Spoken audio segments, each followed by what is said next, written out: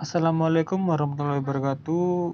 Kami dari kelompok 13 yang beranggotakan Nuzulia Ifarani NIM terakhir 005 dan saya Bima Saputra Aji Pratama NIM terakhir 177 akan mempresentasikan hasil diskusi kami yang berjudul model-model wakaf sebagai investasi publik.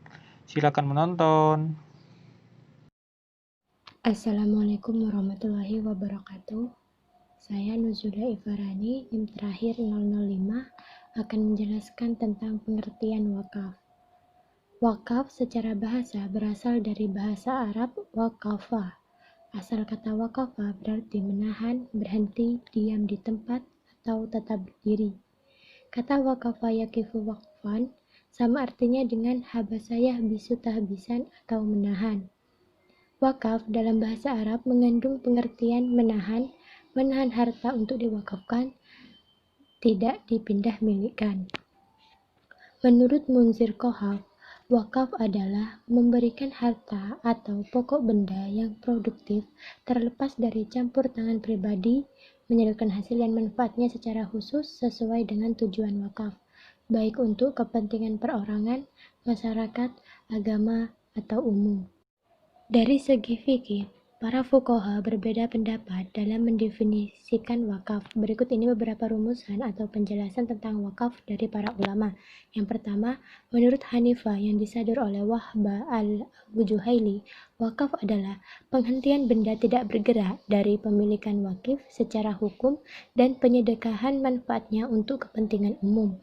Yang kedua, menurut Abu Yusuf dan Muhammad bin al-Hasan, golongan Syafi'iyah dan golongan Hanabilah, wakaf adalah menahan harta yang memungkinkan diambil manfaatnya, tetapi bukan untuk dirinya.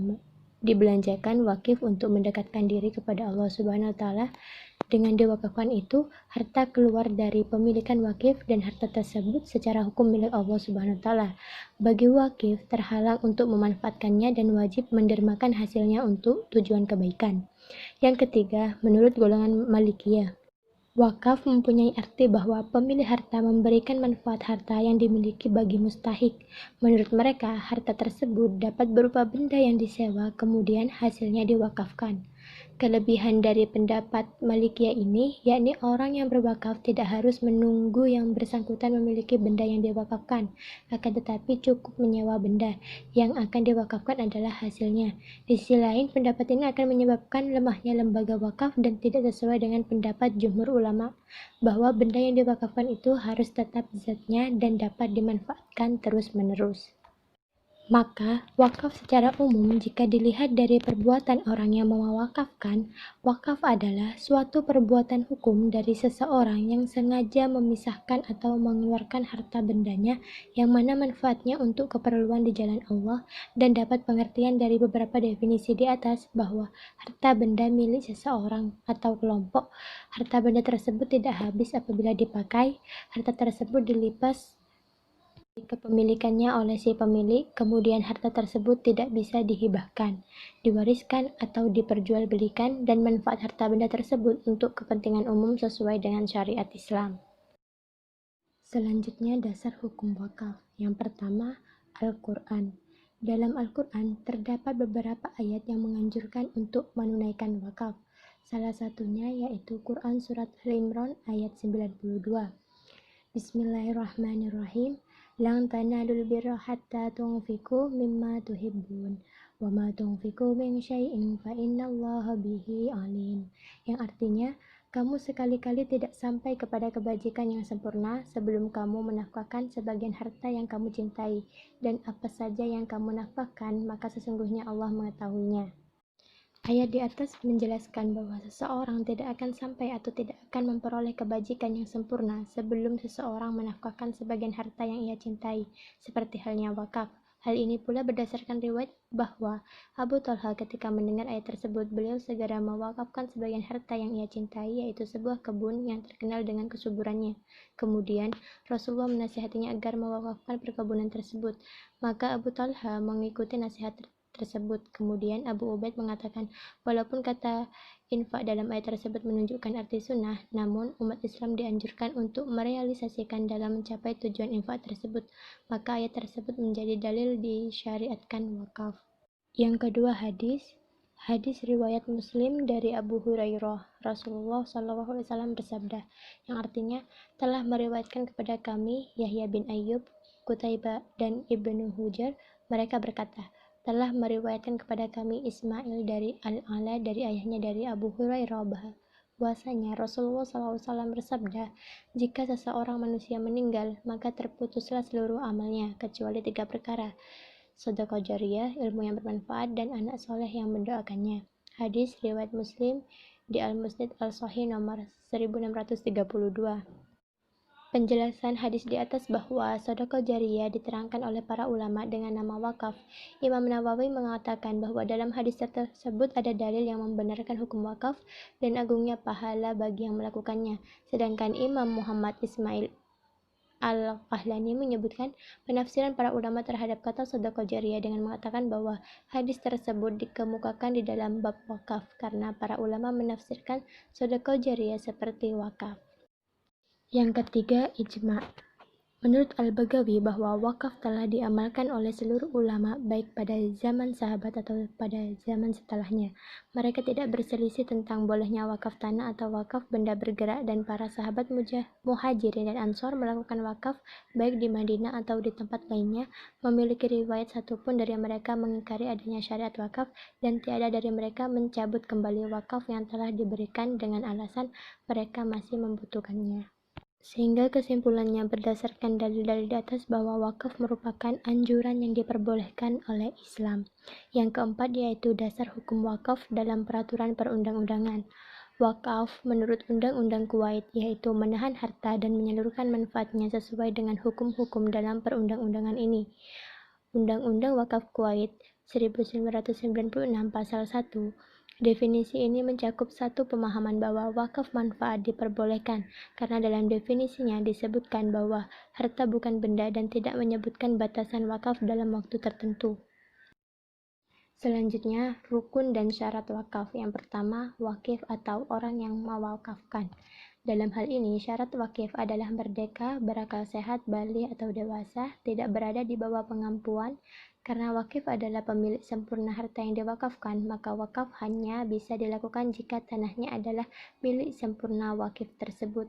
Yang kedua, mauquf bih atau barang atau harta yang diwakafkan. Dalam perwakafan, agar dianggap sah, maka harus memenuhi beberapa syarat sebagai berikut. Yang pertama, harta wakaf itu memiliki nilai atau ada harganya. Maksudnya adalah dalam praktiknya harta tersebut dapat bernilai apabila telah dimiliki oleh seseorang dan dapat dimanfaatkan dalam kondisi bagaimanapun. Harta wakaf itu jelas bentuknya, artinya diketahui dengan yakin ketika benda tersebut diwakafkan sehingga tidak akan menimbulkan persengketaan. Yang ketiga, harta wakaf itu merupakan hak milik dari wakif. Harta wakaf itu berupa benda yang tidak bergerak seperti tanah atau benda yang disesuaikan dengan wakaf yang ada. Selanjutnya, rukun dan syarat wakaf yang ketiga yaitu mauquf alaih atau peruntukan wakaf. Wakaf harus dimanfaatkan dalam batas-batas yang diperbolehkan oleh syariat Islam, karena pada dasarnya wakaf merupakan amal yang bertujuan mendekatkan manusia pada Tuhan. Untuk menghindari penyalahgunaan wakaf, maka wakif perlu menegaskan tujuan wakafnya. Apakah harta yang diwakafkan itu untuk menolong keluarganya sendiri sebagai wakaf keluarga, atau untuk fakir miskin dan lain-lain, atau untuk kepentingan umum yang jelas tujuannya untuk kebaikan. Dan yang terakhir yaitu siqat atau ikrar wakaf. Pernyataan atau ikrar wakaf itu harus dinyatakan secara tegas, baik lisan maupun tertulis, dengan redaksi aku mewakafkan atau kalimat yang semakna dengannya. Namun siqat wakaf cukup dengan ijab saja dari wakif dan tidak perlu qabul dari mafquf alaih. Ikrar ini penting karena membawa implikasi gugurnya hak kepemilikan wakaf dan harta wakaf menjadi milik Allah atau milik umum yang dimanfaatkan sesuai dengan tujuan wakaf itu sendiri. Oke, selanjutnya saya akan menjelaskan tentang konsep tunai dan produktif. Pengertian wakaf tunai dan produktif. Yang pertama, wakaf tunai merupakan dana yang dihimpun oleh pengelola wakaf atau nazir melalui penerbitan sertifikat wakaf tunai yang dibeli oleh masyarakat. Wakaf tunai dapat juga dijadikan mewakafkan harta berupa uang atau surat berharga yang dikelola oleh institusi atau perbankan atau lembaga keuangan syariah yang keuntungannya akan disedekahkan dengan syarat modal tidak bisa dikurangi untuk sedekahnya. Sedangkan dana wakaf yang terkumpul selanjutnya dapat digulirkan dan diinvestasikan oleh Nazir ke dalam berbagai sektor usaha yang halal dan produktif. Wakaf tunai itu termasuk sebagai wakaf produktif atau wakaf uang itu termasuk ke dalam wakaf produktif, di mana skema pengelolaan donasi wakaf dari umat yaitu dengan memproduktifkan donasi tersebut hingga mampu menghasilkan surplus yang berkelanjutan. Surplus wakaf produktif inilah yang menjadi sumber dana abadi bagi pembiayaan kebutuhan umat seperti pembiayaan pendidikan dan pelayanan kesehatan yang berkualitas. Yang kedua, pengelolaan wakaf uang secara produktif. Wakaf uang dikelola oleh bank syariah dengan memanfaatkan jaringan yang dimiliki bank syariah yang tersebar di berbagai daerah yang diharapkan dapat mengelola dana wakaf uang baik sebagai penerima dari dana atau al-wakif maupun sebagai penyalur dana wakaf untuk dibagikan kepada al-mauquf alih. Didukung dengan kemampuan bank syariah sebagai fund manager, diharapkan dapat mengelola dana wakaf uang dan berpotensi menambah nilai pokok yang diwakafkan setelah dialokasikan kepada usaha-usaha halal, sehingga semakin lama semakin bertambah. Imbasnya dana yang disalurkan kepada yang berhak menerima pun semakin besar. Untuk meminimalisir kerugian yang terjadi, pihak bank syariah dan fungsi pengelolaan dana wakaf uang yang dilakukan oleh lembaga lain atau misalnya Badan Wakaf Nasional bekerjasama dengan lembaga penjamin. Selain bank syariah, wakaf uang dikelola juga dengan lembaga swasta, misalnya lembaga swasta yang bergerak di bidang pendidikan. Lembaga pendidikan swasta mengelola dana wakaf uang yang diterimanya dengan sistem musyarakah atau mudharabah tanpa mengurangi nilai pokok atau aset wakaf tersebut. Selain itu, keuntungan yang diterima dihitung berdasarkan atas sistem bagi hasil dan akan diterima oleh lembaga pendidikan sebagai keuntungan usaha dan diterima wakaf uang sebagai tambahan aset. Dari keuntungan yang diperoleh menjadikan aset wakaf semakin bertambah dan bisa digunakan membantu masyarakat dalam bentuk. Yang selanjutnya saya akan menjelaskan tentang kasih wakaf uang dan produktif. Wakaf uang memudahkan mobilisasi dana dari masyarakat melalui sertifikat tersebut karena beberapa hal. Pertama, lingkup sasaran pemberian wakaf atau wakif bisa menjadi luas sebanding dengan wakaf biasa.